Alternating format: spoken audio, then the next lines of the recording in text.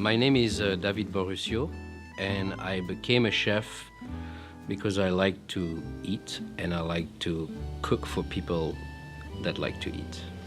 She said no mushrooms, yeah?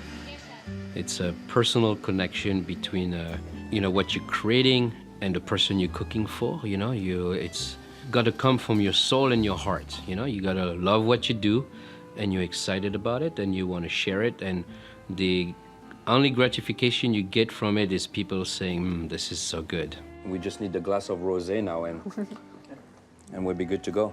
And a sunset to watch. And the sunset to watch it.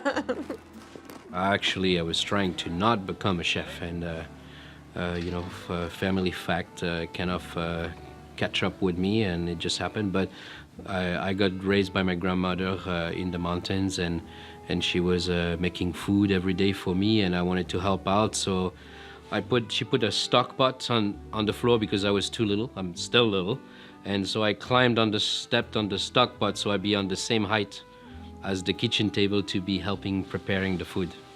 And I think it comes to that, and my families have been in the hospitality industry for a few generations, but I saw, sometimes it can be very hectic, a restaurant world, and can take the best of yourself and sacrifice your family.